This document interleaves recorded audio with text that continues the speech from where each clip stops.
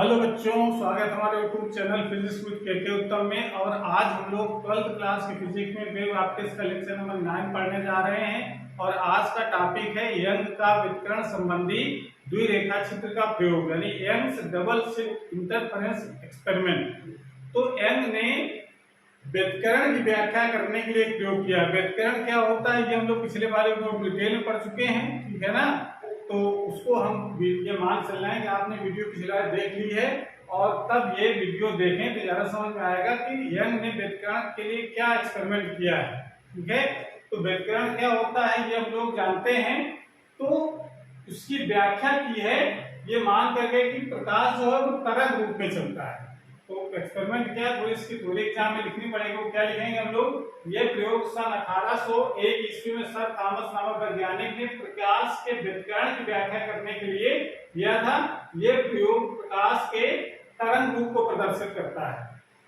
इस प्रयोग में दो रेखा चित्र S1 व S2 होते हैं। इसमें हमने यहाँ पे चित्र बना रखा है, एक पर्दा लिया, उसमें दो हमने ये स्लिटें लगाई हैं, यानी रेखा छिद्र सर्कुलर छेद नहीं है इसमें। एक ये लीनियर समझो कि छेद किया गया है इसमें, ठीक है ना। स्लिटें हैं दो और S1 S2।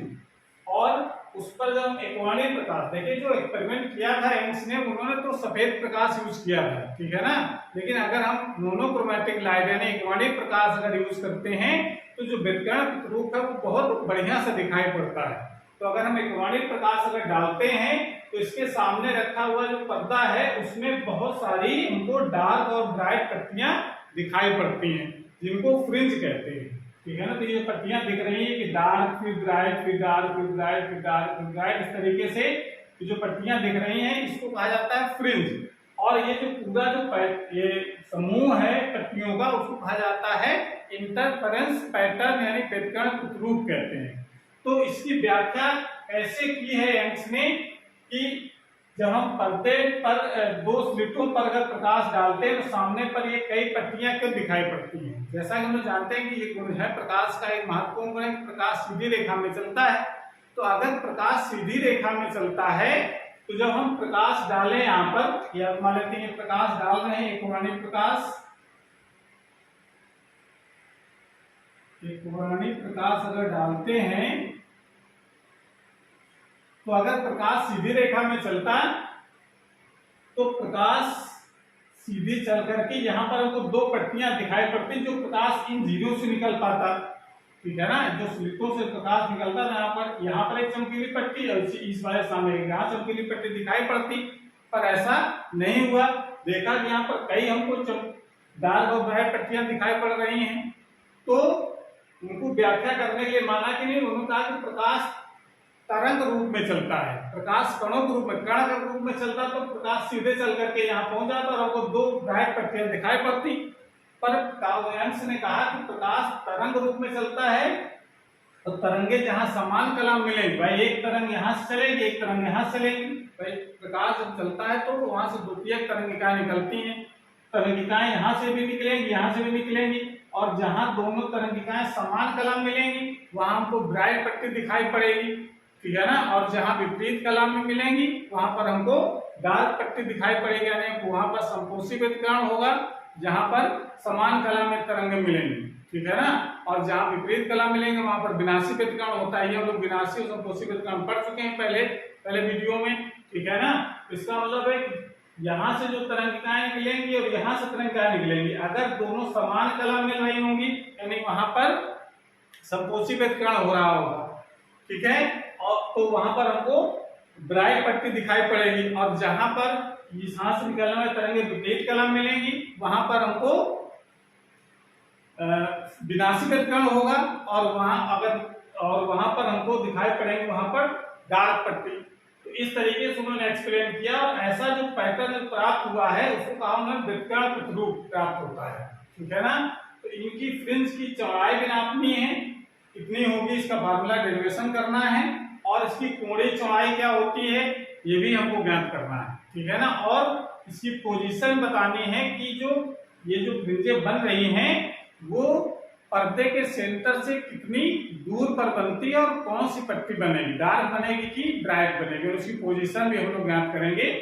तो इसको नोट कर लीजिए पहले, और उसके बाद फिर हम लोग इसको एक्सप्लेन करते हैं कि ऐसा कैसे हो जाता है। ठीक है, इसको नोट कर लीजिए। इसके बाद हम इसको चित्र के माध्यम से और समझेंगे, जरा दूसरे तरीके का चित्र बनाएंगे। ये तो एक एक्सपेरिमेंट था कि उन्होंने जो एक्सपेरिमेंट किया है उसके लिए ये पैटर्न आप दिखा सकते हैं चित्र का। ठीक है, तो इसकी भाषा भी आप लिख सकते हैं, हमने शॉर्टकट में इसकी भाषा लिखी हुई है, और इसको कैसे एक्सप्लेन किया है कि कैसे डार्क और ब्राइट पट्टियां बनेंगी, इसको समझने के लिए हम मान लेते हैं कि यहाँ पर दो प्रकाश स्रोत हो गए। एक प्रकाश स्रोत, एक पर्दा हो गया, उस पर हमने दो चित्र बना दिए यहाँ पर। ठीक है, तो इसको हमने पर्दे जो स्लिट थी उसको हमने ऐसे खड़ा कर दिया, पहले ऐसे रखी हुई थी, हमने इसको ऐसे खड़ा करके देख रहे हैं, तो हमको दो ये चित्र दिखेंगे। समझ में आ रहा है ना? अगर हम पर्दे को खड़ा करके यहाँ स्लिटे कर दिखा रहे हैं, तो ऐसे ऐसे लंबे लंबे, मान लो एक ये झिरी हो गई, एक झिरी हो गया, अगर हम इसको ऐसे खड़ा कर दें तो यहाँ से प्रकाश डालेंगे तो ऐसे देखने से हमको लगेगा कि यहाँ पर एक छेद यहाँ, एक यहाँ छेद है। समझ में आ रहा है ना? तो इसको ऐसे न खड़ा करके हम ऐसे खड़ा करके चित्र बना रहे हैं, तो एक ये झिरी हो गई, एक झिरी हो गई, इसको हम कहेंगे S1 और इसको कहा जाएगा S2। एक प्रकाश स्रोत यहाँ है, एक बिंदु प्रकाश स्रोत हो गया S। यहां से देखिए ये जो प्रकाश तरंगें चलेंगी, प्रकाश में किस चलती है, किसी बिंदु स्रोत अगर लेते हैं तो प्रकाश में किस फॉर्म में चलती हैं, गोली तरंगाग्र। यहाँ से चलेगा तो गोली तरंगाग्र चलता है, तो यहाँ पर प्रकाश तरंगें हमेशा सरंग और गर्त के रूप में चलती हैं। तो उसको हमने यहाँ पर डार्टेड और कंटिन्यूअस लाइन को दिखाएंगे। मान लेते हैं एक ये,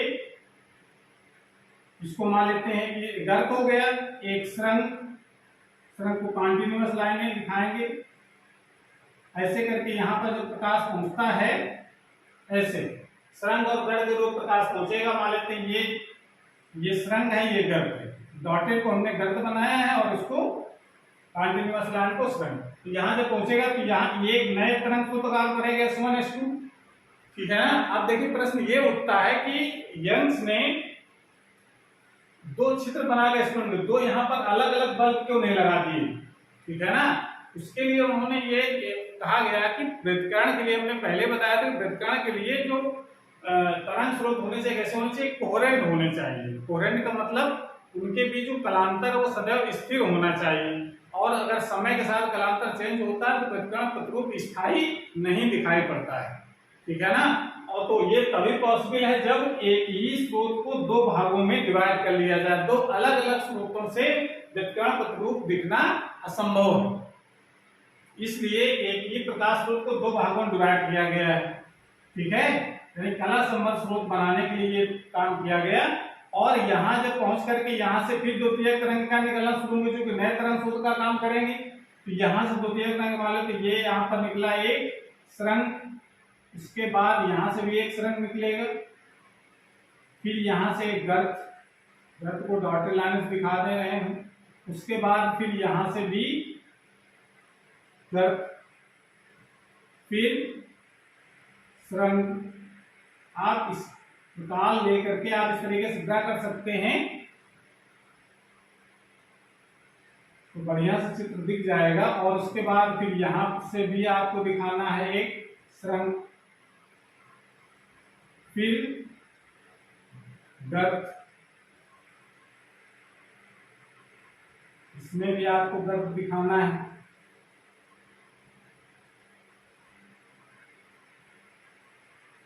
फिर एक यहां से सरंग दिखाएंगे, फिर यहां पर सरंग दिखाएंगे। इस तरीके से ये तरंगे निकलती रहेंगी, द्वितीयक तरंगिकाएं सरंग और गर्त के रूप में। और सामने यहाँ जो पर्दा जो रखा गया है, ये क्या है, पर्दा रखा गया है। तो जहां पर सरंग सरंग मिलेंगे, यानी वहां समान कलर मिलेंगे। जैसे यहाँ पर देखिए ये डॉटेड लाइन कौन सी है, ये गर्त वाली है। अब इसी ये देखो, ये यहाँ पर ये सब डॉटेड लाइन है। ये जो पॉइंट दिख रहा है वो देखो श्रृंग श्रृंग मिल गर्त गर्त, ये डॉटेड लाइन, जो डॉटेड लाइन है वो गर्त को रिप्रेजेंट करे, तो इसका मतलब गर्त गर्त मिल रही है, तो ये समान कला मिलने लगी। ये समान कला मिल रही है जो कि श्रृंग श्रृंग मिल रही है, ये गर्त गर्त मिल रही है, ये श्रृंग श्रृंग मिल रही है। तो इसके सामने ये जो पॉइंट होगा ये हमेशा डार्क पॉइंट दिखेगा, यहाँ ब्राइट पॉइंट पर। ये जो सामने जहां पर देखिए यहाँ पर हमको कैसा दिखेगा पॉइंट, ब्राइट। उसके बाद जहां श्रृंग और गर्त मिलेंगे, जैसे देखिए पॉइंट यहाँ पर है, श्रृंग और गर्त मिल रही है, श्रृंग और गर्त मिल रही है, श्रृंग और गर्त मिल रही है, तो ये जो पॉइंट होगा यहाँ पर मिलेंगी डार्क पट्टी हमको दिखाई पड़ेगी। ऐसे यहाँ पर देखो इस जगह एक श्रृंग गर्त मिल रही है, यहाँ श्रृंग गर्त मिल रही है, यहाँ श्रृंग गर्त मिल रही है, तो इसके सामने वाले ये इसको मिला दोनों मिला देखा, यहाँ पर जो दिखेगा वो मिलेगी डार्क पॉइंट। समझ आ रहा है? इस प्रकार से इससे ऐसे और भी आगे ड्रा करते जाएंगे तो डार्क और ब्राइट पट्टियां हमको दिखाई पड़ेंगी। तो एक चीज ये जो क्लियर हो गया कि जो दोनों स्लिटों के मिडिल पॉइंट पर तो हमेशा देखिए यहाँ पर ब्राइट पट्टी दिखेगी, उसके ऊपर फिर डार्क, उसके फिर ब्राइट, फिर डार्क, फिर ब्राइट, ऐसे अल्टरनेट हमको डार्क ब्राइट, ऐसे नीचे भी डार्क ब्राइट करके पट्टियां दिखती हैं। तो ये जो पट्टियां दिख रही है इन्हीं को हम लोग क्या कहते हैं, फ्रिंज कहते हैं। और ये तभी पॉसिबल पाया कि प्रकाश तरंग रूप में चलता है। भाई ये जो द्वितीय तरंगिकाएं चल रही हैं इसके लंबवत तो रेखाएं चलेंगी, ठीक है ना। तो रेखाएं ये जो किरण चल रही हैं ये यहाँ पर जब टकराती हैं पर्दे पर तो वो डार्क और ब्राइट पट्टियां दिखाई पड़ती हैं। तो ये जो समान कलम मिलने वाली जो रेखाएं हैं, समान कलम जो मिल रही हैं उनको मिलाने वाले जो बिंदु हैं उसको मिलाने रेखा को कहा जाता है प्रस्पंद रेखा कहते हैं। इसको क्या कहते हैं हम लोग कहेंगे, इस रेखा को कहते हैं हम लोग प्रस्पंद,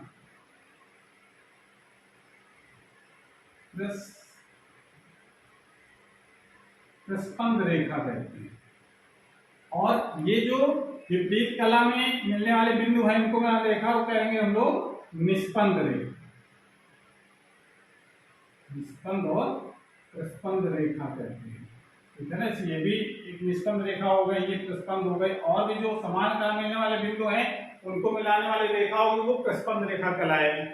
समझ में आ रहा है? इस प्रकार से इसको हम दिखा सकते हैं कि प्रकाश कणों के रूप में नहीं चलता है बल्कि तरंगों के रूप में चलता है। अगर प्रकाश कणों के रूप में चलता है तो यहाँ पर एक पॉइंट दिखाई पड़ता है ब्राइट, एक यहाँ पॉइंट दिखाई पड़ता है, बाकी सब जगह डार्क रहता है, ठीक है ना, डार्क शैडो दिखाई पड़ती है हमको। लेकिन ऐसा नहीं हुआ, ये इसका ये प्रूव करता है यंग्स का एक्सपेरिमेंट कि प्रकाश कणों के रूप में नहीं तरंगों के रूप में चलता है।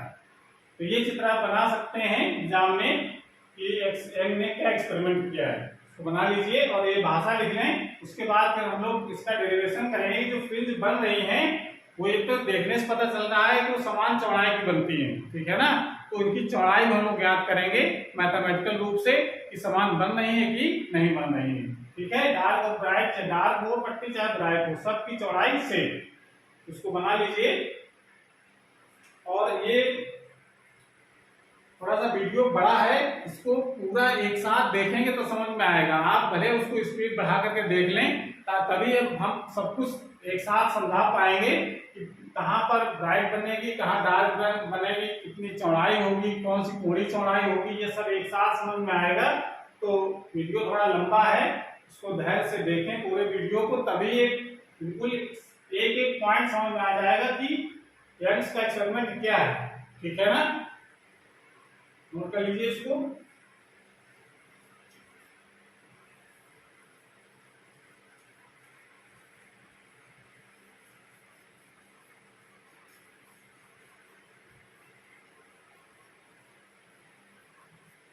अब हेडिंग लगाइए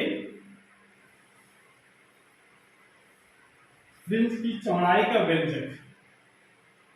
फ्रिंज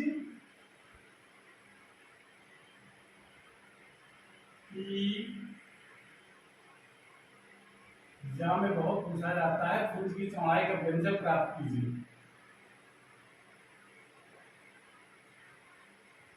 फ्रिंज विड्थ, फ्रिंज की चौड़ाई का व्यंजक कैसे प्राप्त करेंगे, तो इसके लिए देखो हम चित्र पहले बनाते हैं। आपको चित्र में केवल आपको S1 S2 दिखाएंगे, अब ये दो रेखा चित्र केवल दिखाए जाएंगे। S1 S2 S1 S2 और सामने हम स्क्रीन रखेंगे यहाँ पर। यह है एक पर्दा, यहाँ पर हमको व्युत्क्रम प्रतिरूप देखना है।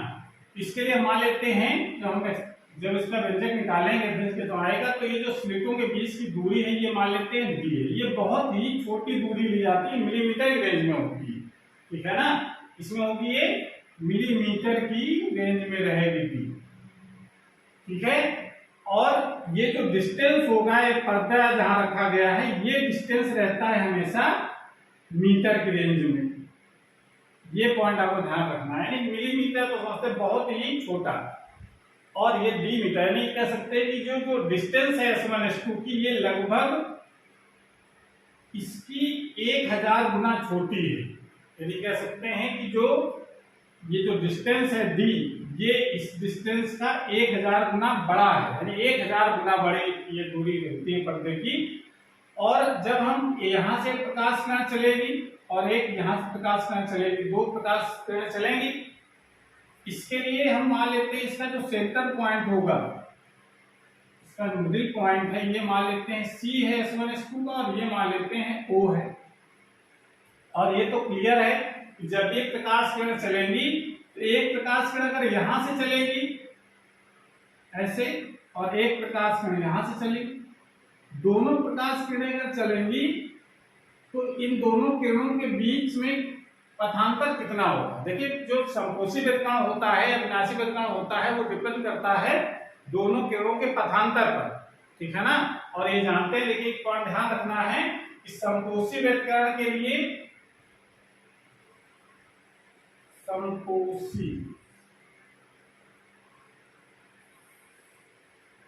समकोशी व्यतिकरण, ये पॉइंट आप ध्यान रखेंगे। व्यतिकरण के लिए पिछले वाले वीडियो में बता चुके हैं हम। समकोशी व्यतिकरण के लिए जो डेल्टा एक्स मतलब पथांतर जो होता है वो किसके बराबर होता है, वो m लैम्डा के बराबर होता है। समकोशी व्यतिकरण हो गया, समान कला में अगर तरंगें मिल रही हैं, ठीक है ना। यानी पथांतर अगर m लैम्डा है, जहां m का मान क्या होना चाहिए, 0 1 2 3 एंड सो ऑन, ये होना चाहिए। और अगर विनाशी व्यतिकरण है,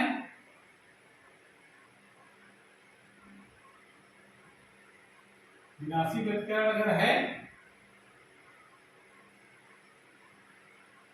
विनाशी व्यतिकरण के लिए डेल्टा एक्स का जो मान होना चाहिए वो 2m - 1 लैम्डा बाई 2 होना चाहिए। यहाँ पर m की वैल्यू 1 2 3 4 रखेंगे, ये होनी चाहिए वैल्यू, ठीक है ना। यानी कह सकते हैं कि ये 0 lambda 2 lambda 3 lambda and so on, ये होना चाहिए। और यहाँ पर होना चाहिए lambda by 2 3 lambda by 2 5 lambda by 2, ये पोजीशन होनी चाहिए विनाशी व्यतिकरण के लिए। तो अब जरा देखो, एक प्रकाश किरण यहां से चली जिसकी डिस्टेंस मान ले x है, x1 मान लेते हैं। एक प्रकाश यहां से जिसकी डिस्टेंस हम मान लेते हैं x2 है। तो क्या चित्र से लग रहा है कि x1 = x2 होगा ही, क्या होगा। ये जो मिडिल पॉइंट हमने लिया है, मिडिल पॉइंट लेने के कारण x1 x2 ये दोनों कैसे होंगे, इक्वल लेंथ के होंगे। तो इसका मतलब है कि x1 - x2 = क्या होगा, 0। यानी पथांतर जो होगा वो 0 होगा, और 0 होगा इसका मतलब है कि वहां पर कैसा व्यतिकरण होगा, समकोशी व्यतिकरण होगा। समकोशी व्यतिकरण में कैसा होता है, वहां पर हमको ब्राइट पॉइंट दिखाई पड़ता है। यहाँ पर हमको एक ब्राइट, हमेशा ब्राइट पॉइंट बनेगा बिंदु O पर, ठीक है ना। इसको हम सेंट्रल ब्राइट कहते हैं, ठीक है ना, केंद्रीय दीप्त फ्रिंज, सेंट्रल ब्राइट फ्रिंज, ठीक है ना। यहाँ पर इसका मतलब क्लियर होगा, अभी और भी क्लियर हो जाए कि सेंटर पर हमेशा, यानी सेंटर का मतलब S1 S2 के मिडिल पॉइंट को बुलाने रेखा की जो लंबवत रेखा है, वो पॉइंट जो हमेशा ब्राइट बनता है, इसको लोग केंद्रीय दीप्त फ्रिंज कहते हैं, ठीक है। लेकिन हमको ये तो हो गया, बाकी मान लो यहाँ कोई पॉइंट है तो वो दीप्त बनेगा, वो डिपेंड करेगा यहाँ से और यहाँ से पहुंचने वाले तरंगों के बीच पथांतर कितना है, ठीक है ना। तो पथांतर अगर 0 है, लैम्डा है 2 लैम्डा है, तो यहाँ पर ब्राइट पट्टी दिखाई पड़ेगी। और अगर पथांतर अगर लैम्डा बाई 2 है, 3 लैम्डा बाई 2 है, लैम्डा बाई 2 है, तो यही पॉइंट हमको डार्क दिखाई पड़ेगा, डार्क पट्टी बनेगी वहां पर। तो ये चीज एक्सप्लेन करने के लिए हम ये जनरल पॉइंट एक लेंगे, पॉइंट पी यहाँ पर, और देखते हैं वहां पर डार्क बनेगा कि ब्राइट बनेगा। तो पहले पथांतर ज्ञात करें हम लोग। पथांतर ज्ञात करने के बाद फिर हम लोग कंडीशन लगाएंगे कि पथांतर है कितना, ठीक है ना, उसके हिसाब से डार्क और ब्राइट पट्टी बनाएंगे। तो इसको सही से अच्छी तरह से बनाया जाए। तो ये पॉइंट आप ध्यान रखेंगे, ये इसका डेरिवेशन करने के लिए पथांतर कितना होना चाहिए संकोचीय विनाशी वर्गखंड। एक बार फिर जरा दोबारा चित्र बनाते हैं बढ़िया से, और उसकी भाषा भी आपको दिखाएंगे क्या लिखना है एग्जाम में। तो इसके लिए हम एक पर्दा जिसमें दो स्लिट बना लेते हैं जिनके बीच की दूरी है डी। हमने कहा था किसमें होना चाहिए, मिलीमीटर की रेंज में होनी चाहिए। और ये जो पर्दा रखा गया है इसकी डिस्टेंस हम कैपिटल डी मान लेते हैं। ये होना चाहिए मीटर की रेंज में और ये होना चाहिए मिलीमीटर की रेंज में। अब इसके यहां से एक लंबवत रेखा खींच लेते हैं, ये ओ, इसको हम सी और इसको मान लेते हैं ओ। एक पॉइंट हम यहां लेते हैं पर्दे पर पी, जिसकी सेंटर वाले पॉइंट से डिस्टेंस हम मान लेते हैं एक्स। सेंटर से x पॉइंट ले लिया हमने। एक प्रकाश किरण S1 से चली, S1 और S2 दो स्लिट लिए हमने। एक प्रकाश किरण S1 से चल करके P पर पहुंचती है और एक प्रकाश किरण S2 से चल करके P पर पहुंचती है, ठीक है। अगर तो अब डार्क बनेगा ब्राइट बनेगा डिपेंड करेगा पथांतर कितना है। तो पथांतर कैसे निकाला जाए, तो इसकी थोड़ी भाषा लिख ले हम लोग। क्या लिखा हमने, माना यंग के प्रयोग में दो रेखा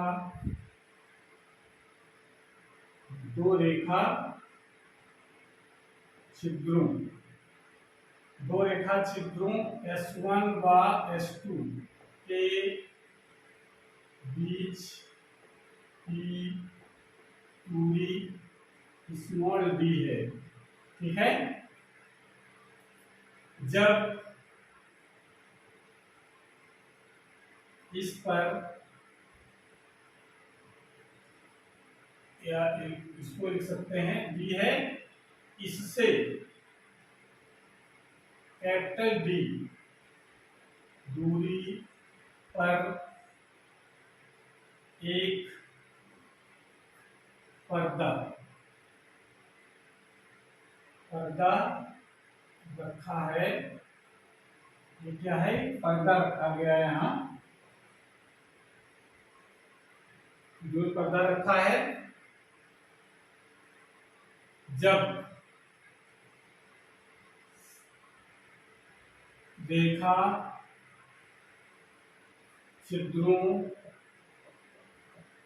पर एक वर्णीय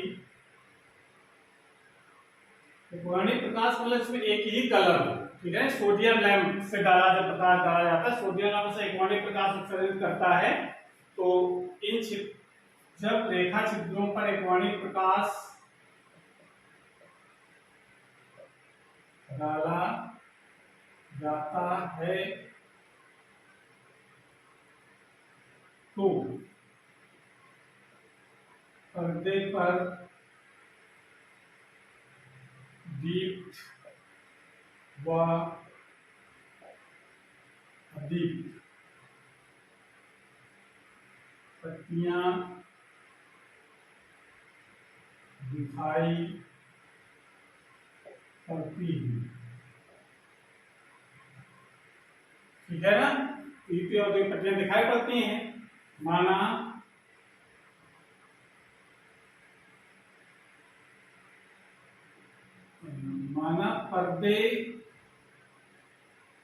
केंद्रीय फ्रिंज, जो केंद्रीय सेंटर पर जो बने यहाँ पर, माना केंद्रीय दीप्त फ्रिंज O से P दूरी पर, माना केंद्रीय फ्रिंज O से X दूरी पर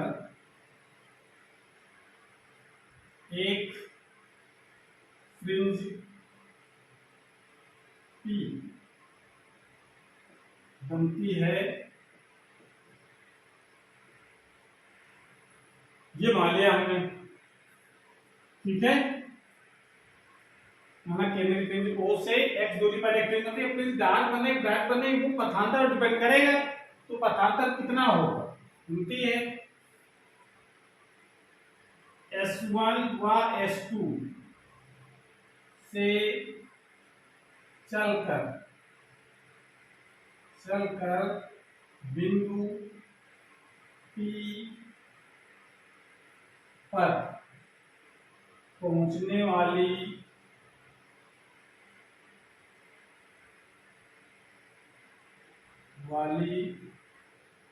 तरंगिकाओं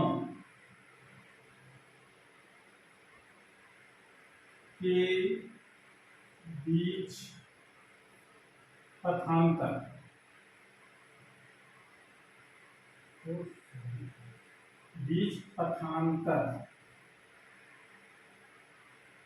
पथांतर कितना होगा, देखो एक प्रकाश यहां से चली वो यहां पहुंची, एक प्रकाश कण यहां से चली वो यहां पर पहुंची, दोनों के पथांतर कितना होगा हम क्या लिख सकते हैं, S1 S2 से चलकर बिंदु P पर पहुंचने वाली तरंगिकाओं के बीच पथांतर कितना हो जाएगा, क्या लिख सकते हैं हम लोग S2P माइनस S1P, ये तो घटाएंगे हम लोग, S2P ये लंबाई ज्यादा है ये लंबाई कम, इसको घटा देंगे तो कितना अंतर है दोनों में निकल आएगा, S2P माइनस S1P किया तो पथांतर कितना आएगा। इसको मेजर करने के लिए हम क्या करेंगे, इस S1 से इस S2P पर एक हम लंब ड्रा करेंगे, परपेंडिकुलर एक ड्रा करेंगे, नॉर्मल ड्रा कर दिया जो बिंदु A पर ये मिलता है S2P के। तो अब देखो ये लंब ड्रा के इसका मतलब ये कोण तो 90 डिग्री हो जाएगा, ठीक है ना, और इस सेंटर से बिंदु P की जो कोणीय स्थिति है यानी बिंदु P इस सेंटर से कितना एंगल बना रहा है वो हम मान लेते हैं थीटा है। अब जरा तो यहाँ पर थोड़ा सा सोचना है कि चूंकि ये पॉइंट बहुत ही, ये जो दो पॉइंट है S1 S2 ये बहुत ही पास में, ये जो चित्र में दिख रहे हैं ये तो हमने जूम करके दिखाए हैं कितनी दूर हो गई, मिलीमीटर के रेंज में बहुत ही छोटे डिस्टेंस, ठीक है ना, बहुत छोटे डिस्टेंस से हम अगर देखें तो इस पॉइंट P को, ठीक है ना, बहुत एक ये वाला पॉइंट S1 हो गया, ये इसी के बगल में छोटा पॉइंट हो गया S2, जब दोनों से देखेंगे तो लगेगा कि ये जो दोनों जो रेखाएं हैं S1P और S2P ये दोनों समांतर रेखाएं दिखाई पड़ेंगी, समझ में आ रहा है कि नहीं, ये लगे कि दोनों कैसी हैं समांतर रेखाएं हैं। समझ पाया भाई, अगर कोई बहुत ही छोटी जगह है भाई, एक यहां से देखो कोई पॉइंट अगर देख रहे हैं तो हमको ये डिस्टेंस जो देखेंगे तो ये जो दूरियां हैं ये कैसे दिखेंगे, हमको समांतर ही दिखेंगे, ठीक है ना, लाइनें जो है वो समांतर ही दिखेंगी।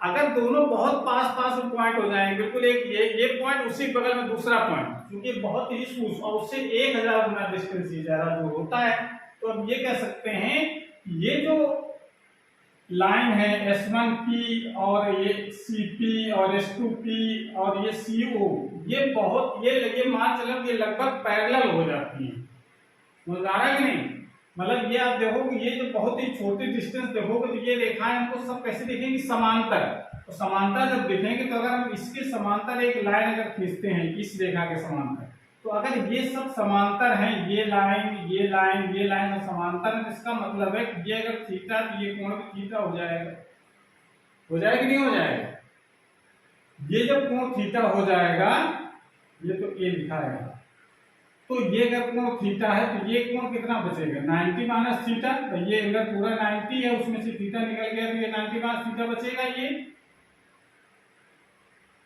ठीक है, और ये 90 है तो ये एंगल कितना बच जाएगा थीटा, ये समझ में आया है, तो ये अगर एंगल थीटा हम मान लेते हैं इस सेंटर से, तो इसका जो दोनों बिंदु जो दो S1 S2 की मिडिल पॉइंट जो हमने C लिया है इसके मध्य बिंदु से बिंदु P के जो कोणीय स्थिति है वो थीटा है, तो इसका ये अगर थीटा है तो ये कोण थीटा हो जाए, क्योंकि डिस्टेंस बहुत कम है और ये डिस्टेंस बहुत ज्यादा है, इस वजह से ये एंगल थीटा होने के कारण ये 90 माइनस थीटा, ये थीटा बच जाएगा, ये जो हमने यहाँ पर ड्रा कर दिया है, ये परपेंडिकुलर S1A, यहाँ से देखो A से P की डिस्टेंस और S1 P की डिस्टेंस ये करीब करीब बराबर हो जाएंगे। ज्यादा कितना होगा?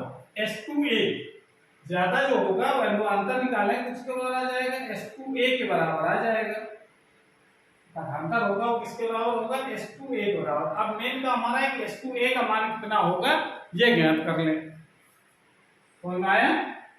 तो इसको नोट कर लो, उसके बाद फिर आगे हम बढ़ते हैं। नोट कर लिया इसको, S2P माइनस S1P, ठीक है। इसको लिख दे रहा है, इसमें थोड़ा सा ऊपर लिख देते हैं, S2P minus S1P equal to हो जाएगा S2A के बराबर, ठीक है। ये पदांतर आ जाएगा। अब S2A का मान कैसे निकाला जाएगा उसके लिए हम चित्र में पुनः देखेंगे। इसको नोट कर लो।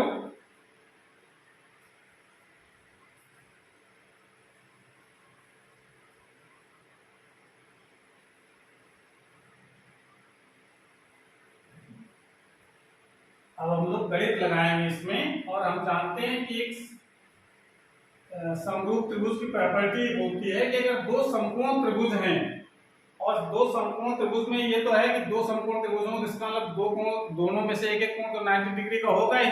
90 डिग्री के अलावा अगर एक एक कोण और अगर बराबर हो तो वो त्रिभुज दोनों जो है वो समरूप होते हैं। और समरूप अगर त्रिभुज होते हैं तो उनकी संगत भुजाओं का अनुपात है वो बराबर होता है। इसमें कौन से दो समकोण त्रिभुज की बात हम लोग कर रहे हैं? देखिए ये भी एंगल है यहाँ 90 डिग्री का बनेगा, तो और ये कोण 90 डिग्री का बन ही रहा है इस जगह।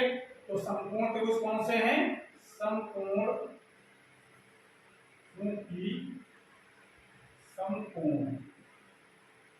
त्रिभुज कौन सा? CPO ये वाला, और तथा त्रिभुज समकोण त्रिभुज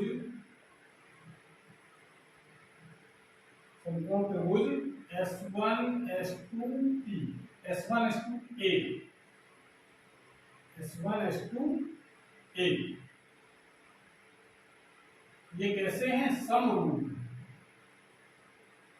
जो समरूप है उसमें देखिए दो कोण, एक कोण तो दोनों में 90-90 हो गया, और ये एंगल दोनों सेम हो गए, दो एंगल सेम हो गए त्रिभुज में, ठीक है ना। तो इस तरह से दो त्रिभुज कैसे हो जाएगा? समरूप हो जाएगा। समरूप हो जाएगा, संगत भुजाओं का अनुपात बराबर होगा।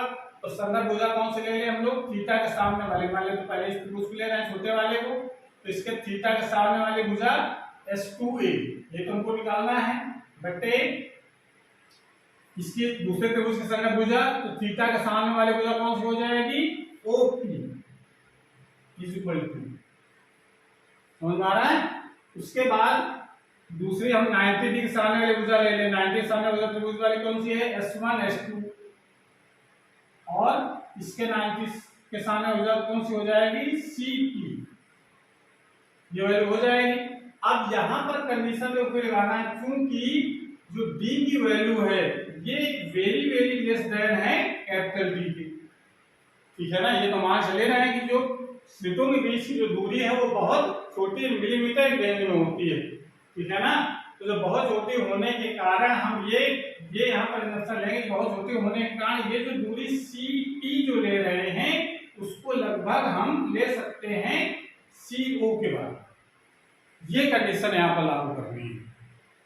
हमारा अगर हम ये लंबाई का बहुत ही छोटी डिस्टेंस ले लें तो ये जो डिस्टेंस ये बहुत छोटी डिस्टेंस लेंगे तो ये P पॉइंट को बहुत दूर थोड़ा होगा, ये होगा बहुत पास में, इसमें जो दिख रहा बहुत दूर, ये मान लो बहुत यहाँ छोटा सा पॉइंट यहाँ ले लें, तो चाहे ये डिस्टेंस लो और चाहे ये वाली डिस्टेंस लो, दोनों एक ही लगभग बराबर हो जाएंगे। तो वही कंडीशन यहाँ पर लगानी, CP के लगभग CO के बराबर हो जाएगा। तो यार इसलिए लिख सकते हैं अतः S2A upon OP equal to लिख सकते हैं S1 S2 बटे CO। अब जरा वैल्यू बात हो, S2A तो निकालना ही है, OP की वैल्यू कितनी है? OP की वैल्यू है x equal to S1 S2 small d CO capital D हो गया। यहां से S2A की वैल्यू निकालो, यानी पथांतर कितना होगा x small d upon capital D। इसको आप इक्वेशन नंबर फर्स्ट डाल लेंगे, यानी ये इतना तो पथांतर आ गया। अब पथांतर देखो किसके इक्वल होगा, ये डिपेंड करेगा कि वो वहां पर जो फ्रिंज बन रही है वो कैसी होगी। हमारा यानी पथांतर हमने निकाल लिया, S2A कितना होगा। पथांतर किस, ये वैल्यू किसके बराबर होगी, n लैम्डा के बराबर होगी कि 2m माइनस 1 लैम्डा बाई 2 के बराबर होगी। उसके हिसाब से ब्राइट प्रक्रिया दिखेंगे यहाँ पर। तो अगर हम ये पथांतर निकालने के बाद अगर हम ये कहें नंबर 1, यदि बिंदु P पर डीप फ्रिंज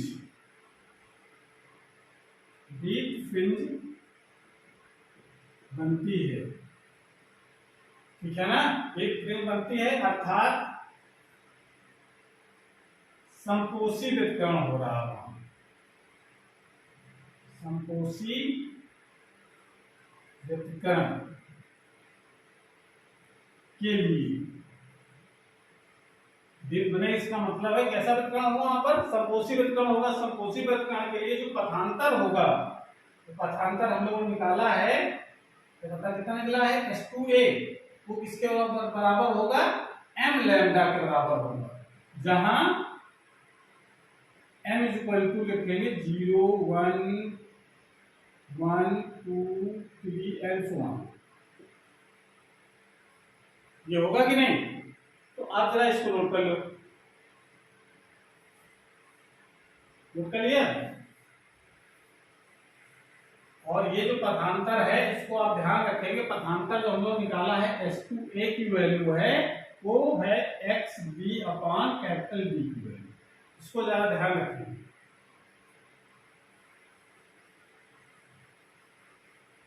अब जरा यहाँ पर इसकी वैल्यू लगा दो, S2A की वैल्यू कितनी है, x small d upon capital D equal to m lambda. यहाँ से x की वैल्यू आ जाएगी m capital D lambda upon small d। ये जो फार्मूला निकल करके आया है, इस फार्मूले में हम निकाल सकते हैं कि डीप फ्रिंज की पोजीशन कहाँ होगी, सेंट्रल ब्राइट फ्रिंज से। भाई सेंटर ऑफ ब्राइट बनेगी क्योंकि यहाँ से पता चल रहा है, अगर हम m की वैल्यू 1 रखते हैं, सॉरी पहले 0 रखो, m बराबर 0 रखने पर x की वैल्यू कितनी आएगी, यानी x का मतलब o से डिस्टेंस कितनी होगी, 0, भैया में 0 रखोगे तो x का मतलब 0 आ गई। इसका मतलब 0 रखने पर केंद्रीय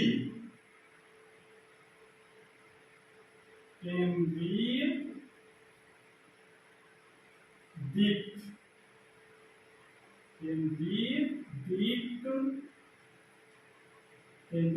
फ्रिंज जो रखने पर केंद्रीय दीप्त फ्रिंज प्राप्त होती है, जिसे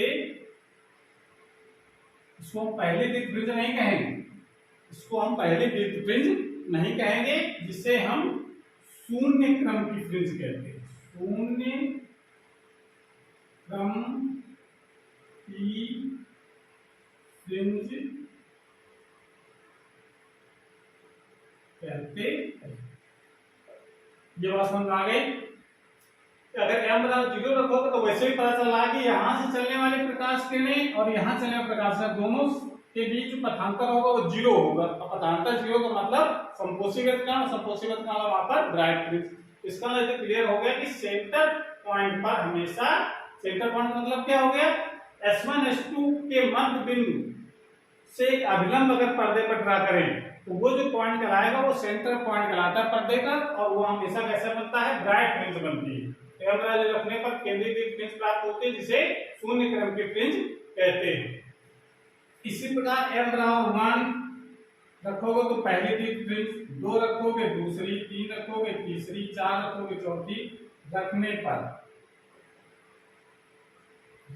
पर क्रम से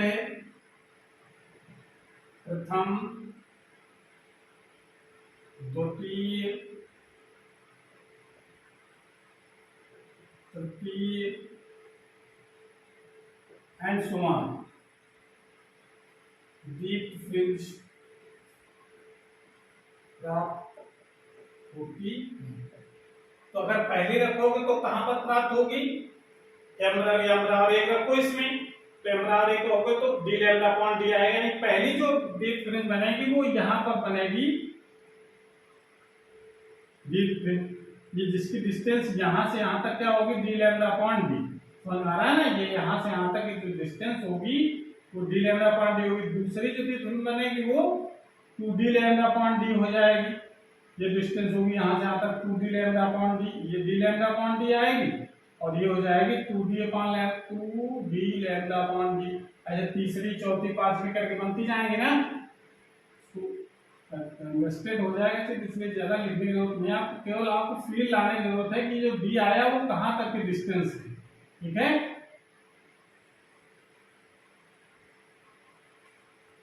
सेंटर पॉइंट से पहली डीप फ्रिंज जो बनेगी वो कहां बनेगी, d लैम्डा अपॉन d, दूसरी बनेगी d 2d lambda upon d, तीसरी बनेगी 3d लैम्डा अपॉन d, चौथी बनेगी 4d लैम्डा अपॉन d, ऐसे करके mवीं अगर डीप फ्रिंज निकालना चाहें एक जर्नल तो अतः लिख सकते हैं, अतः mवी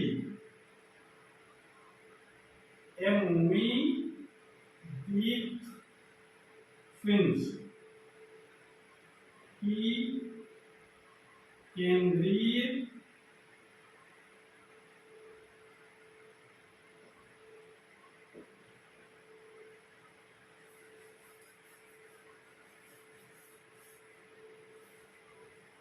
अतः mवी डीप फ्रिंज की केंद्रीय डीप फ्रिंज से दूरी क्या लिख सकते हैं, xm, m का मतलब 1 रखोगे तो पहली डीप फ्रिंज आ जाएगी, 2 रखोगे दूसरी, 3 रखोगे तीसरी, m रखोगे तो m d लैम्डा अपॉन, ये फार्मूला आपको बिल्कुल एकदम दिमाग में बैठा लेना है।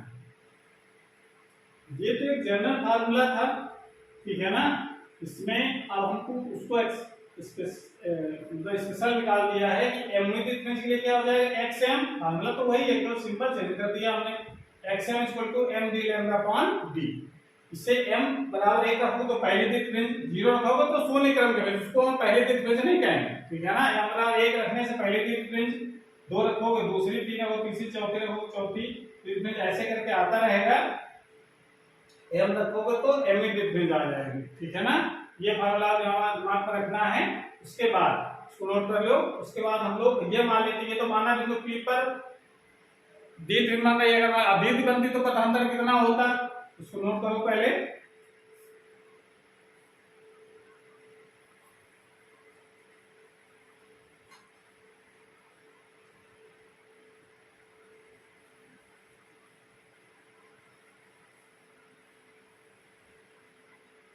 अब दूसरा पॉइंट लिखो इसमें, यदि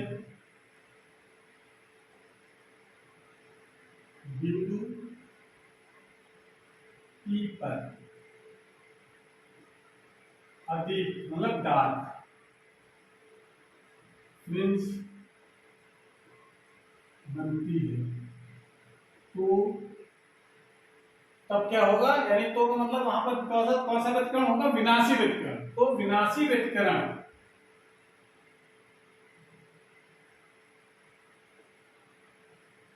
होती है, अर्थात विनाशी व्यतिकरण के लिए जो पथांतर जो होगा, पथांतर कौन से निकाला था, S2A, ये किसके बराबर होना चाहिए, 2m-1 लैम्डा बाई 2 के बराबर, जहां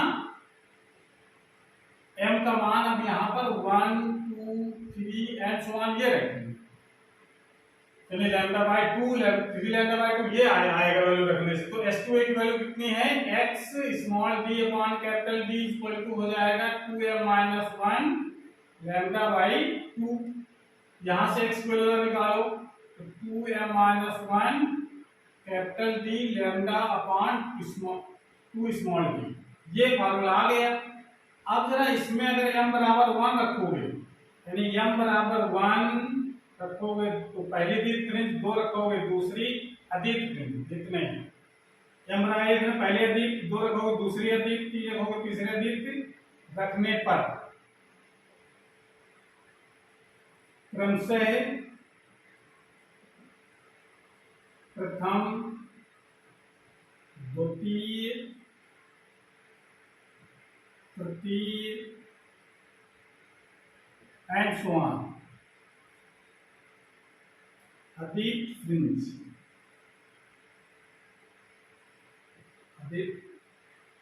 प्राप्त होती है, अदीर्घ फ्रिंजें प्राप्त होती।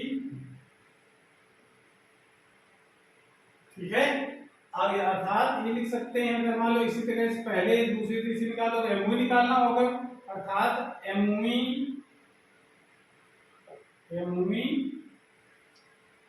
अदीर्घ फ्रिंज की केंद्रीय दीर्घ फ्रिंज, केंद्र तो हमेशा दीर्घ बनेगी, यानी अदीर्घ फ्रिंज की केंद्रीय दीर्घ फ्रिंज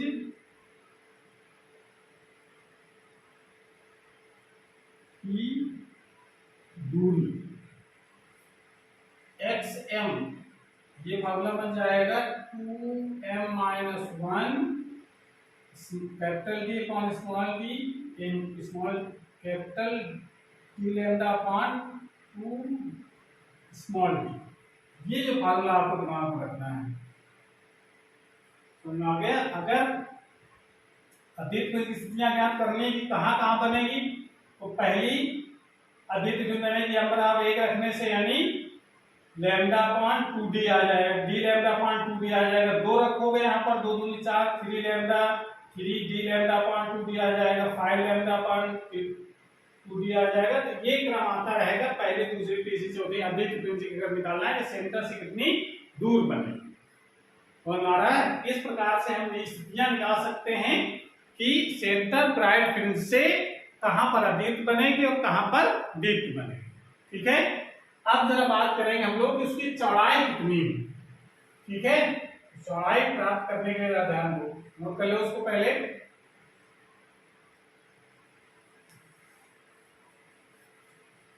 चौड़ाई अगर समझना है, फ्रिंज की चौड़ाई अगर निकालेंगे तो जरा चित्र को जरा फिर हम दोबारा बनाते हैं समझने के लिए।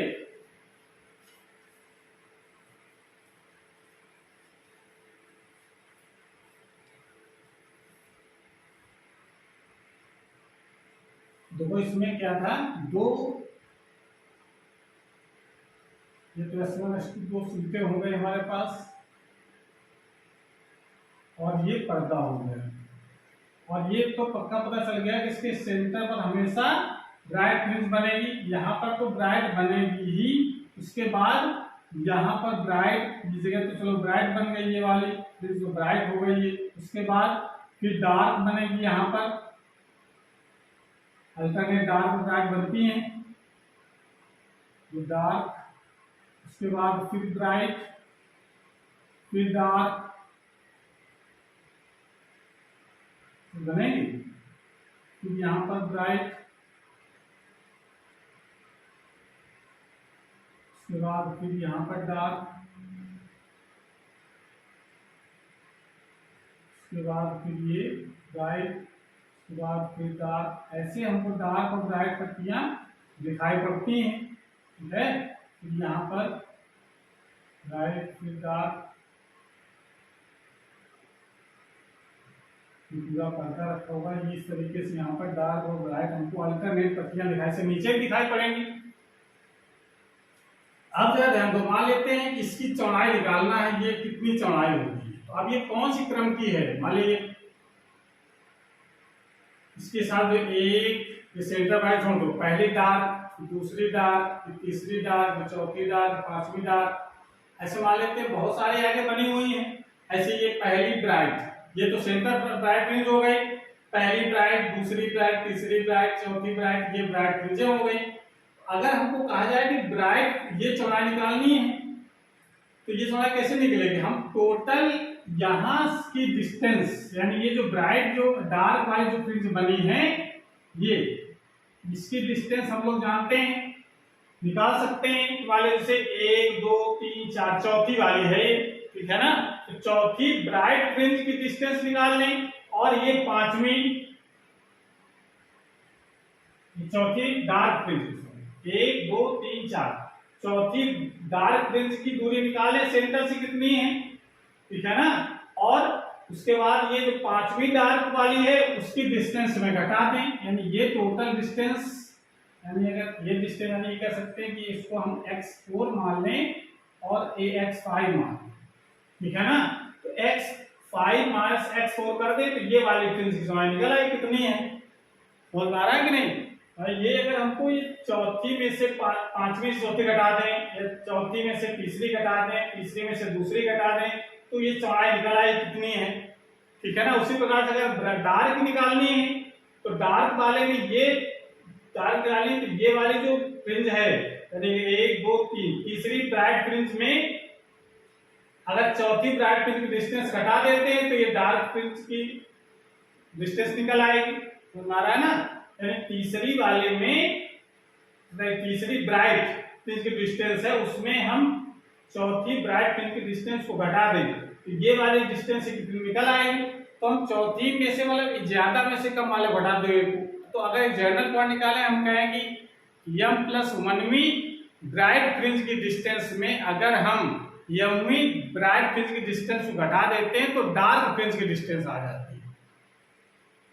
ये समझ में आया, मतलब डिस्टेंस आपको जिसकी निकालना है उसके विपरीत वाली ब्राइट फ्रिंज, उसके विपरीत वाले फ्रिंज की डिस्टेंस को घटाना है। अगर ब्राइट फ्रिंज की डिस्टेंस निकालना है तो दो डार्क फ्रिंजों की डिस्टेंस को घटाइए। अगर डार्क फ्रिंजों की डिस्टेंस निकालना है, डार्क फ्रिंज की विड्थ निकालनी है, तो दो ब्राइट फ्रिंजों की डिस्टेंस को घटा दीजिए, सेंटर से कितनी है तो निकलाई चौड़ाई कितनी है, समझ में आ रहा है कि नहीं। इसका मतलब परिभाषा जो हम लोग लिखते हैं वो ये लिखी जाती है कि दो क्रमागत फ्रिंज की चौड़ाई, अगर हमें चौड़ाई दो पढ़ेंगे, कोणीय चौड़ाई होती है फ्रिंज विड्थ, जिसको हम लोग कह सकते हैं कि एक रेखीय चौड़ाई है। ये कितनी चौड़ी है, यानी यहां से यहां तक ये डिस्टेंस कितनी है, जिसको लोग W से रिप्रेजेंट करते हैं, समझ में आ रहा है ना। तो अगर हम ये कहें कि इसकी चौड़ाई निकालना है तो क्या लिखेंगे, दो क्रमागत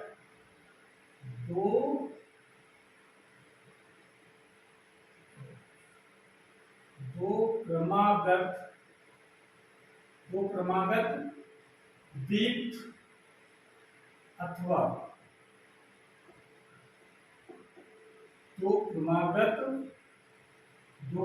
दीप्त अथवा अदीप्त, वो एक साथ लिखें, दो क्रमागत दीप्त अथवा अदीप्त फ्रिंजों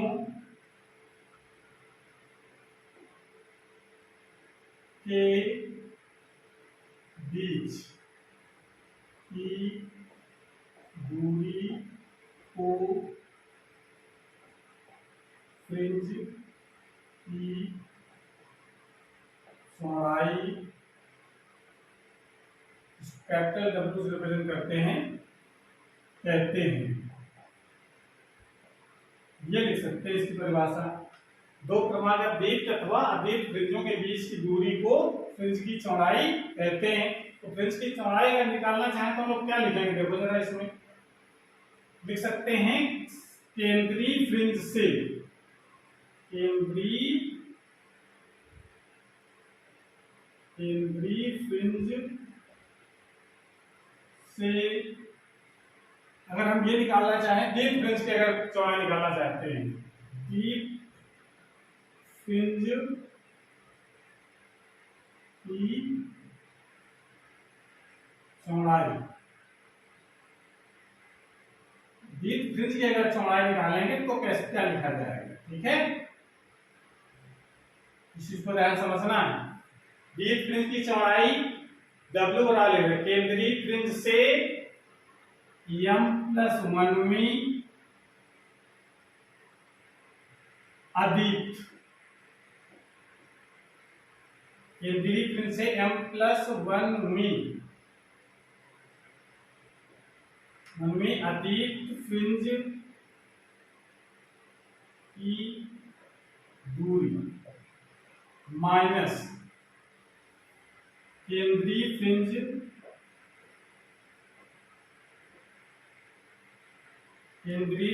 से m अधिक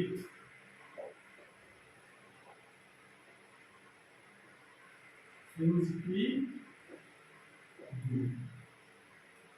ये माइनस करना, ये माइनस चिन्ह लगा दीजिए। केंद्रीय फ्रिंज से m+1 भाई चौथी में से पांचवीं घटाओ, तीसरी में से दूसरी घटाओ, सातवीं में से छठी घटाओ, तो हम जनरल वाले m+1वीं में से mवीं फ्रिंज घटाएंगे। तो केंद्रीय फ्रिंज से m+1वीं अधिक फ्रिंज की दूरी माइनस केंद्रीय फ्रिंज से mवीं फ्रिंज की दूरी। तो इसको क्या लिख सकते हैं मैथमेटिकल फॉर्म में x m+1 माइनस xm। ठीक है, ये समझ में आएगा नहीं है। और ये डिस्टेंस कौन से लिखेंगे हम, अधिक फ्रिंज वाले, अधिक अधिक दोनों के एक्सएम निकाला हम लोगों ने, ठीक है ना। अधिक फ्रिंज की डिस्टेंस निकालेंगे तो अधिक फ्रिंज की डिस्टेंस, अधिक फ्रिंज की चौड़ाई अगर निकालेंगे तो अधिक फ्रिंज की डिस्टेंस लिखनी पड़ेगी हमको। ये पॉइंट आपको ध्यान में रखना है। तो W का क्या हो जाएगा, एक्सएम की वैल्यू कितनी आ जाएगी, ये फॉर्मूला हम लोग क्या लिखा था अधिक के लिए 2m -1 d लैम्डा अपॉन 2, ये था। ये वैल्यू यहाँ पर लगाओ तो यहाँ पर वैल्यू हो जाएगी आपको m+1, ये तो mवीं फ्रिंज के लिए था, m की जगह m+1 रखना पड़ेगा। तो 2m+1 -1, m की जगह m+1 रखना है केवल, बस और कुछ नहीं करना है।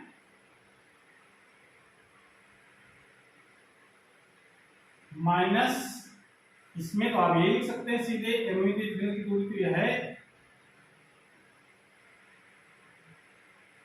ठीक है। इसमें आप d lambda upon 2d common ले सकते हैं, मतलब क्या बचेगा, इसको मल्टीप्लाई भी कर दो तो 2m+2 -1 माइनस यहाँ पर बचेगा 2m+1 और यहाँ पर ब्रैकेट हो जाएगा 1। देखो ये तो इससे कट जाएगा और 1 से 1 भी कट जाएगा, यहाँ 2 बचेगा, 2 से 2 भी कैंसिल हो जाएगा। तो W बराबर क्या बचेगा, d लैम्डा अपॉन स्मॉल। ये आगे फ्रिंज विड्थ, कौन सी फ्रिंज विड्थ आई, डीप फ्रिंज की डिस्टेंस आ गई, ठीक है। समझ में आ गया, डीप फ्रिंज की डिस्टेंस आ गई, ये इस प्रकार से निकाल लेंगे। समझ में आ गया ना। ये डिस्टेंस जैसे अगर हम ये कहते हैं कि हम ये निकालना चाहते हैं, ये इसकी चौड़ाई निकालना चाहते हैं इसकी डीप फ्रिंज की, तो ये जो डिस्टेंस है यहाँ से यहाँ तक की, इस डिस्टेंस में ये डिस्टेंस हमारी क्या हो जाएगी m+1, और ये जो डिस्टेंस ये वाली है यहाँ, ये वाली उसको यहाँ ये डिस्टेंस ये हमारी हो जाएगी x। इसमें से इसको घटा देंगे तो ये पार्ट आ जाएगा, यानी ये हमारी m+1 में मान लेते हैं अधिक फ्रिंज हो गई, अधिक फ्रिंज हो गई, और ये m में अधिक फ्रिंज हो गई, इनको घटा देंगे तो ये डिस्टेंस निकल आएगी। समझ आ रहा है, इस प्रकार से इसको निकाल सकते हैं, नोट कर लीजिए इसको। और उसके बाद इसमें अगर हमको ये कहेंगे कि हमको अधिक फ्रिंज चौड़ाई निकालना है तो फिर क्या करें, थोड़ा चेंजमेंट कर देते हैं हम लोग इसी में, अधिक फ्रिंज, ठीक है, चौड़ाई निकालना है तो बाकी जो केंद्रीय फ्रिंज से m+1वीं दीप्त हो जाएगा, यहाँ पर दीप्त फ्रिंज की दूरी माइनस केंद्रीय फ्रिंज से m+1वीं दीप्त फ्रिंज की दूरी हो जाएगी। ये समझ में आया भाई। अधिक ये अगर निकालना है हमको, इसकी ये अगर आपको चाहिए, ठीक है ना, ये अगर चाहिए तो इसका मतलब है कि हमको ये डिस्टेंस निकालनी पड़ेगी, यानी ये डिस्टेंस हमको निकालनी पड़ेगी, कितनी है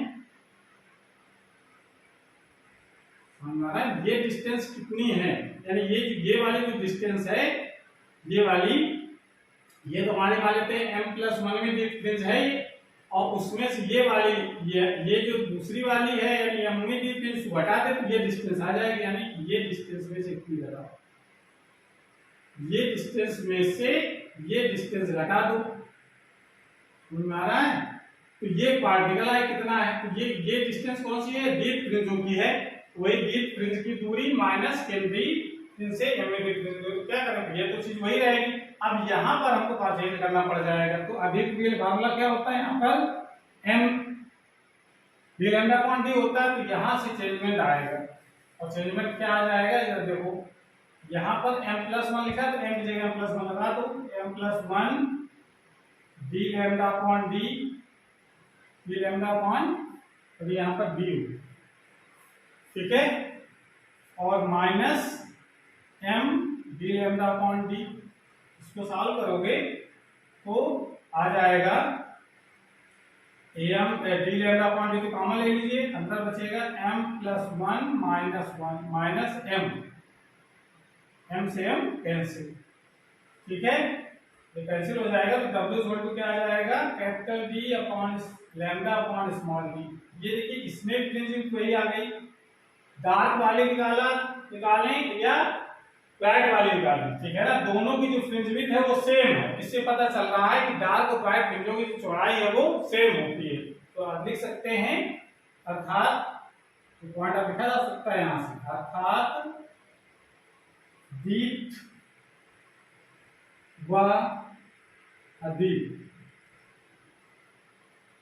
डीप फ्रिंजें समान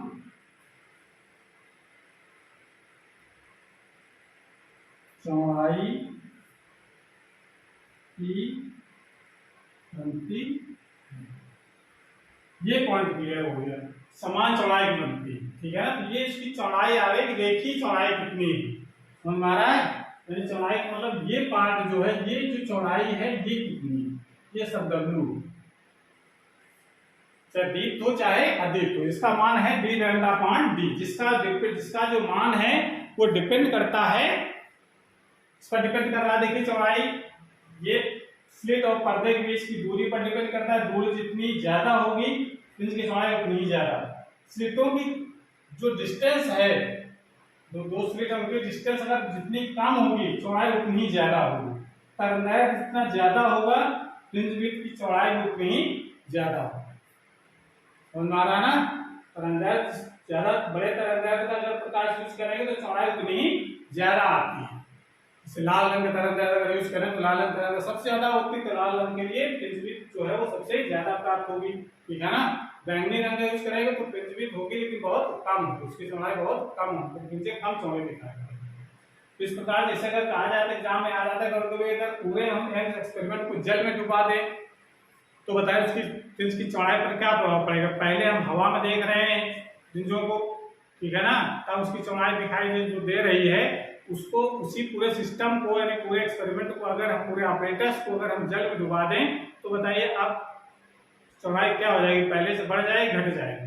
तो जब जल में डुबा देंगे तो जल के सापेक्ष जो अपवर्तनांक है, हवा के सापेक्ष जो अपवर्तनांक होगा प्रकाश का वो तो जितना भी होगा उसमें अगर हम जल के सापेक्ष, जल से प्रकाश किरण होकर के जाएंगे तो जल के सापेक्ष वायु का अपवर्तनांक या कांच का अपवर्तनांक देखेंगे, अगर कोई जल अगर मान लीजिए सपोज एयर में रखना है ऑपरेटर्स, ठीक है ना, तो हवा के साथ जो अपवर्तनांक होगा और जब जल में डुबा देंगे तो अपवर्तनांक देखिए, सॉरी प्रकाश की जो तरंगदैर्घ्य है जब एयर में रहती है तो प्रकाश की तरंगदैर्घ्य सबसे ज्यादा रहती है, लेकिन जब एयर से किसी डेंसर मीडियम में जाती है तो अपवर्तनांक जो जल का जो तरंगदैर्घ्य है वो घट जाती है, ठीक है ना, जब तरंगदैर्घ्य घट जाएगी तो जो उसकी चौड़ाई वो भी घट जाती है। तो सिंपल सा मतलब है, फार्मूला देखिए इसको होता है, ये जल में जो तरंगदैर्घ्य होती है वो एयर में तरंगदैर्घ्य के अपमान n होता है, n का मतलब अपवर्तनांक।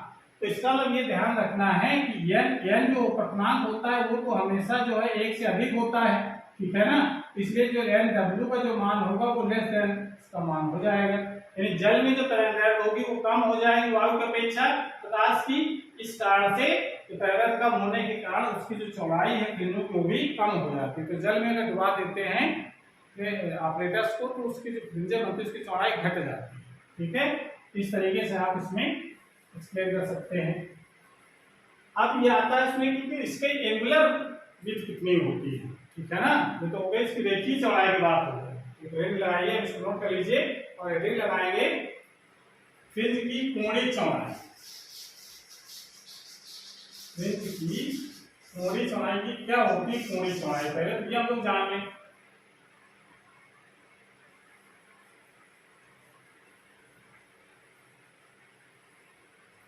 ये तो हम लोग देख चुके हैं कि फ्रिंज की जो चौड़ाई होती है वो डार्क और ब्राइट की सेम होती है। तो हेडिंग लगाइए फ्रिंज की कोणीय चौड़ाई angular width, angular fringe width.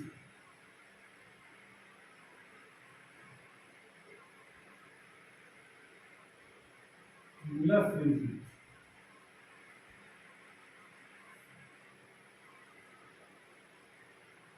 इसका क्या मतलब है? इसका क्या मतलब है? इसका मतलब ये है कि जो स्लिटें हैं S1 S2, तो ये जो रेखीय चौड़ाई है मान लेते हैं क्योंकि सेम चौड़ाई की है, चाहे इसकी इस फ्रिंज की बात करें डार्क वाले की और चाहे ब्राइट फ्रिंज की बात करें। डार्क या ब्राइट फ्रिंज की चौड़ाई की जो भी बात कर रहे हैं हम लोग, तो वो जो चौड़ाई है वो उसके इस दोनों जो स्लिटें हैं S1 S2 इसके मिडिल पॉइंट पर कितना कोण आर्पित करती है। ये हमारे सेंटर पॉइंट है इसका, इसको सेंटर पॉइंट को C लिखते हैं। ठीक है, तो ये अगर ब्राइट फ्रिंज की बात करेंगे तो ब्राइट फ्रिंज इस सेंटर पर कितना कोण बना रहे हैं, यानी अगर हम उसको सीधे ऐसे मिलाते हैं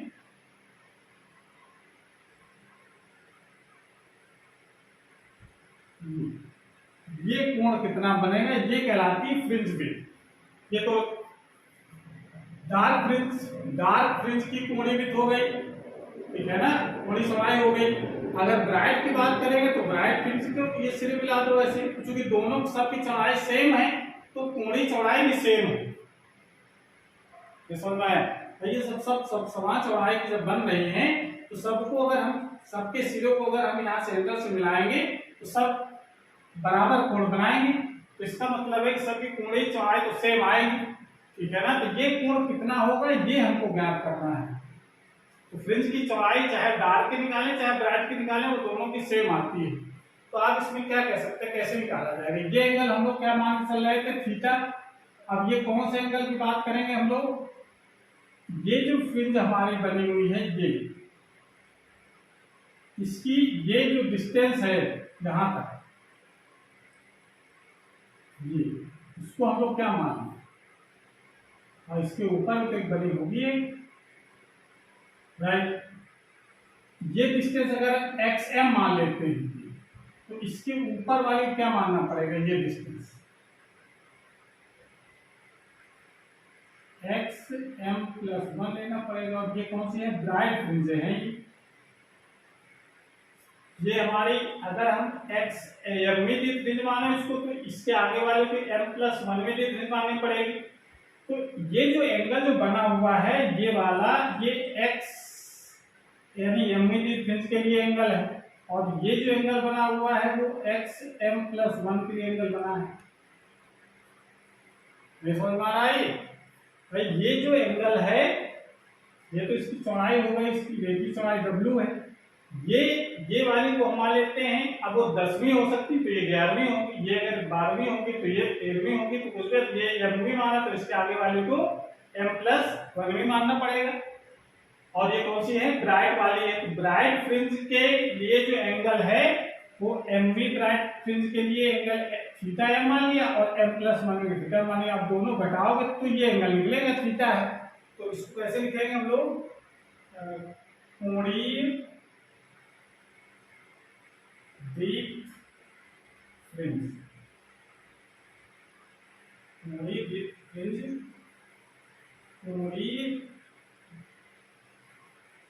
कोणीय चौड़ाई, फ्रिंज की कोणीय चौड़ाई, फ्रिंज की कोणीय चौड़ाई, थीटा इक्वल टू क्या लिखा जाएगा, theta m plus 1 minus theta, तभी तो निकल पाएगा ये, यानी उसकी जो रेखीय चौड़ाई है फ्रिंज की वो स्लिटों के मध्य बिंदु पर कितना कोण बना रही है वो उसकी कोणीय चौड़ाई कहलाती है। तो कितना कोण बना रहे कैसे निकालेंगे हम लोग, एमपी वाले कोणीय पोजीशन यानी जो उसका जो कोणीय स्थिति है एम में फ्रिंज की और एम प्लस 1 फ्रिंज की, दोनों को सब्ट्रैक्ट कर दे तो आ जाएगा कोणीय विस्थापन या कोणीय चौड़ाई कितनी है। तो इसका मान कैसे निकाला जाएगा, अब चूंकि एंगल के बहुत ही भाई डिस्टेंस जो जितना दिख रहा है तो इतना बड़ा डिस्टेंस नहीं होता है, ये बहुत पास पास में होती हैं, तो ये एंगल बहुत छोटे होंगे और ये डिस्टेंस हम मानते हैं कि क्या होती है कैपिटल डी, तो ये एंगल भी बहुत छोटे होंगे। तो देख सकते हैं क्योंकि थीटा m प्लस 1 व थीटा m बहुत छोटे हैं, बहुत छोटे हैं, बहुत छोटे हैं, इसलिए थीटा m प्लस 1 की जगह हम लोग tan थीटा लगा सकते हैं और थीटा m की जगह लगा सकते हैं थीटा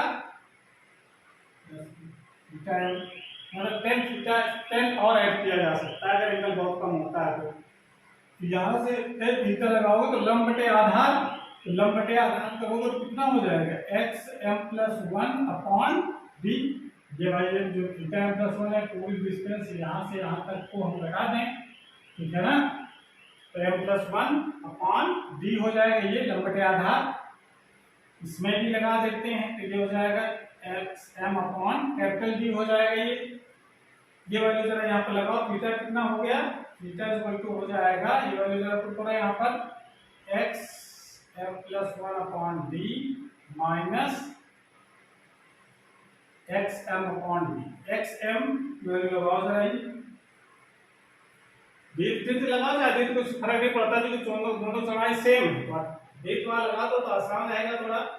तो ये दीर्घ वाला डिस्टेंस कितनी आती है हम लोग फार्मूला जानते हैं, एक्स एम इक्वल टू क्या था D lambda M, M D lambda upon जो था एम प्लस 1 के लिए लगाना है तो M plus 1 D lambda upon D,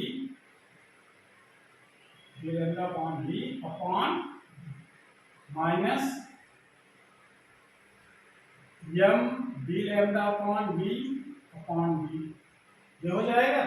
इसको और सा सॉल्व करो, ये हो जाता है, देखो इसको सॉल्व करते हैं हम लोग तो ये डी से डी तो कैंसिल हो गया और लैम्डा अपॉन डी को कॉमन ले लो, ये यहाँ से कट जाएगा, लैम्डा अपॉन डी कॉमन तो बचेगा यहाँ पर m प्लस 1 माइनस, इससे कैंसिल हो गया, थीटा इक्वल टू कितना आ गया लैम्डा अपॉन डी, ये फ्रिंज विड्थ आ जाती है, कौन सी एंगुलर फ्रिंज विड्थ है ये कोणीय चौड़ाई, ठीक है, नोट कर लो जरा इसको।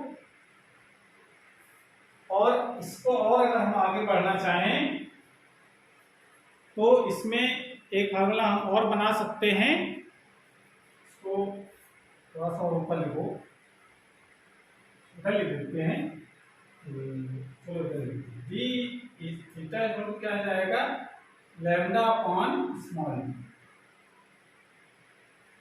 ठीक है, इसको नोट कर लो जरा। उसके बाद इसमें इसी दूसरा रूप और निकाला जा सकता है,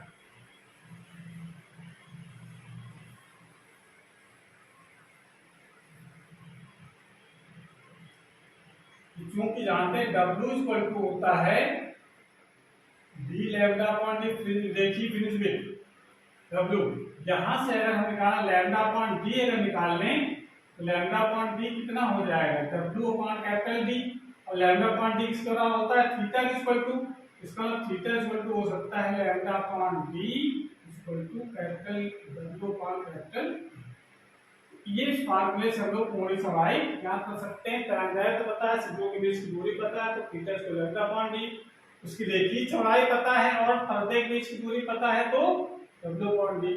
ये दोनों फार्मूले आपको याद रखने हैं, न्यूमेरिकल के लिए बहुत इंपॉर्टेंट है। तो इस प्रकार से ये हमारा जो टॉपिक था एंड्स का जो डबल स्लिट एक्सपेरिमेंट था उसको ऐसे एक्सप्लेन किया गया है, किसके कैसे हम लोग फ्रिंज की चौड़ाई निकालेंगे, कैसे कोणीय चौड़ाई निकालेंगे, ये सब कुछ हमने एक्सप्लेन कर दिया है। वीडियो लंबा जरूर है लेकिन हमने एक एक पॉइंट को एक्सप्लेन किया हुआ है। इसको आप स्पीड बढ़ा करके कई बार देखेंगे तो ये पूरा क्लियर हो जाएगा कि यंग एक्सपेरिमेंट है क्या और कैसे हम लोग फ्रिंज की चौड़ाई या कोणीय चौड़ाई को ज्ञात करते हैं। ठीक है, तो आज क्लास हमारी का समाप्त होती है। अगर ये वीडियो अच्छा लगा हो तो उसको लाइक करें, अपने दोस्तों को शेयर करें और चैनल अभी तक सब्सक्राइब नहीं किया है चैनल को सब्सक्राइब करें, जिससे जो नया वीडियो अपलोड हो उसकी नोटिफिकेशन आपके पास सबसे पहले पहुंचे। पढ़ाई करते रहिए। Thank you.